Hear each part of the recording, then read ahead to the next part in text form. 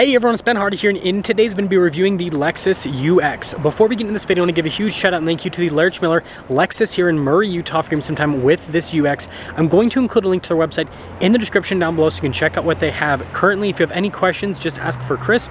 And then on a side note, if you want to save time and money the next time you purchase a car, link to my car buying guide in the description down below. Let's get into it.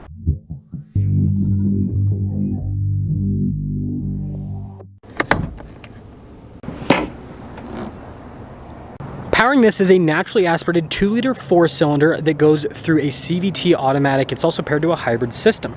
Total system output is 181 horsepower with fuel economy being 41 around town and then 38 on the highway. Now, before we go over the front end, I do want to mention, if you want to see more videos just like this, then I recommend you subscribe because I post content every single day. Now, taking a look at the hood, the design is actually very simplistic. There are some body lines that are kind of hard to see because of the white paint, but I like it.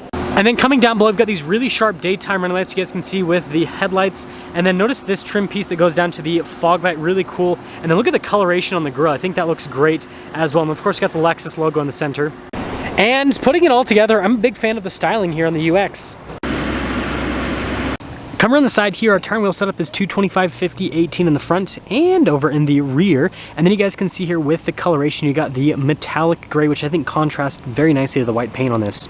And speaking of white paint, look how the fender flares are body painted. Got the F Sport badge here, and then notice with the mirror cap, it's actually two-tone, really cool. And this actually is the same mirrors as the LC 500. That's kind of a cool little feature. Anyways, body painted door handles as well. And here's the full side view on the UX. Definitely has some sharp lines. And then taking a look at the key fob, we have our unlock function or lock function, the opening here for the hatch Lexus logo there, and then also another one on the back. Now, popping into the cargo area, the best way to look at the UX is kind of like a hatchback. So it is spacious, but it is going to be on the smaller side of things. If you want more space, you'd get something like the NX. And by the way, when you're all done, just press that button and that will lower the hatch right back down. Now, taking a look at the taillights, really sharp design. You can see how it's got this light bar design also.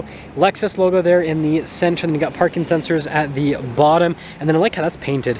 But putting it all together with the black roof, man, this thing is cool. But let me know your thoughts on the looks.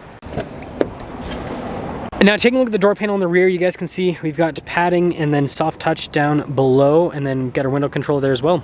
Now, taking a look at these seats, you guys can see they are dark to match the door panel. And again, it goes to the theme of black and white. Now, you guys can see space back here is a little bit more cramped, but I do fit. And then we've got some vents back here. We also have some USB action and cup holder armrest action as well. And then last but not least, headroom's good. Now, taking a look at the front door panel, you guys can see again soft touch there, and then you've got padding down below. We've got all of our window controls here with our door lock and unlock function, mirror adjustments, and then the mirrors do have blind spot monitoring. And then taking a look at the front seats, you guys can see perforated all down the center. We've got our power adjustments here on the side, and then down below we've got this to open up like the gas cap, your trunk, and then also the hood.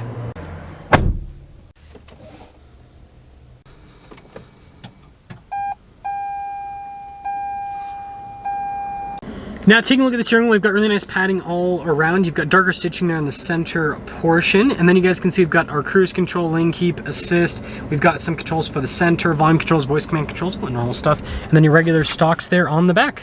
Now, taking a look at the gauge cluster itself, I think the look is really cool. And you guys can see that we can scroll through these little menus here on the side to go through different bits of info on the UX itself. But the fun party trick is the drive modes. So that is your eco mode, doesn't really do anything. That's your normal mode, doesn't really do anything. But sport mode, it does something. Now, in reverse, we have a backup camera with trajectory lines that turn with the steering wheel. And then as for the infotainment system, this is the new unit that is in every single Lexus. Obviously, this is kind of like a smaller version, but the functionality is the same with the shortcut bar. And, you know, it responds really well. And I'll keep this up for the driving portion so you guys can see what's happening. But we also have an analog volume control. I do want to mention soft touch here on the dash, and then that is for your stability control. And then you guys can see the drive mode select for the other stock, and then we do have a heads-up display as well. And then last thing, this is cool looking. Now, down below, we've got our dual zone climate controls, and then you guys can see we've got our wireless phone charging pad with some USB action, cup holders right here, shifter for the CVT. You got your manual mode right there. As you can see, we have our EV mode button here, auto hold, and then you guys can see we've got heated and ventilated seats as well as a heated steering wheel. And notice they all have automatic for them, which is really cool. So you can do automatic climate and automatic on the seats. And then with the center console, good storage space, got some USB action there. Some nice padding here on the top. And then with the glove box, also very spacious. Now up top, we got our controls here for the sunroof. Here's a quick look at the sunroof itself, and then we have a darker colored headliner. Now here's a quick look at our window sticker for this 2024 Lexus UX. You guys can see all the standard equipment. There's your base MSRP, $39,200. This does have some options added to it, and also it's an F Sport, for those of you that are wondering. Total MSRP is $44,860, and let's see how it drives.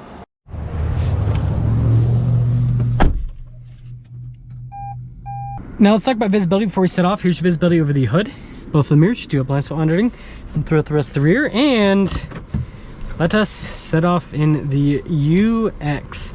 This is an interesting vehicle because it doesn't really have a Toyota counterpart.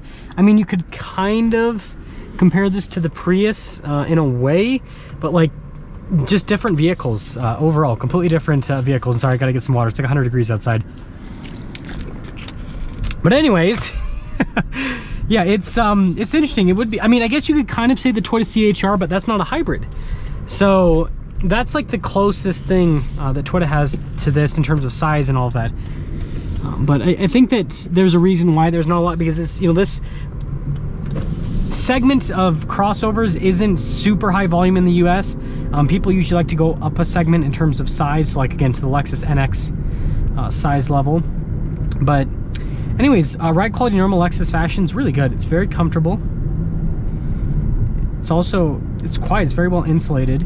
And something that I'm really impressed with, and you know, Lexus build quality is always good, but this is, I believe, the least expensive Lexus you can buy, right? So you think that maybe, you know, they're gonna cut some corners here and there, and they haven't. Like, this feels just as tight and just as well built as, you know, the more expensive cars that Lexus sells. And this, the material use is also still like, it's nice. Again, for the price point and everything, it's really good. So I think that's quite impressive.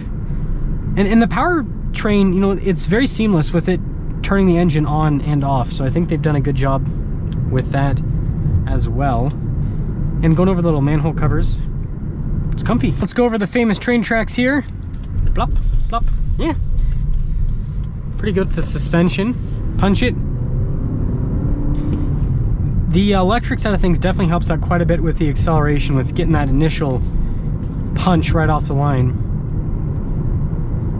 But yeah, I mean, it accelerates well. I wouldn't call it fast by any means, but it accelerates well. Again, it's similar power outputs to the new Prius. It's interesting though that this gets significantly less fuel economy than the Prius, because the Prius is over 50 miles per gallon, and this, you know, combined, and this is under 40. So I'm wondering, again, 2-liter engine, they're both hybrids. I'm wondering what about the Lexus UX, and if you know, let us know in the comment section below. But I wonder about what about the Lexus UX makes it so it is, you know, less economical. But some things up here. I think this looks cool on the outside. I like the interior. It's got Lexus build quality, Lexus styling. I think it's just a really cool package overall. And so I'm trying to think, like, who would buy this? I guess if you're basically just looking for something that's economical and then also comes with some nice luxury features and, you know, isn't super, I mean, yeah, $40,000 is a lot of money, but this is still less expensive than the average brand new car.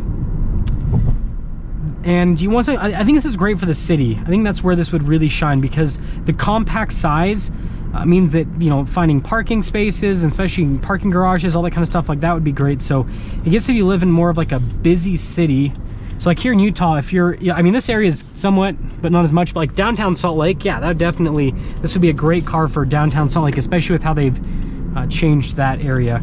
But man, let me know your thoughts on the Lexus UX, and let me know if you'd get this or if you would get the new Prius.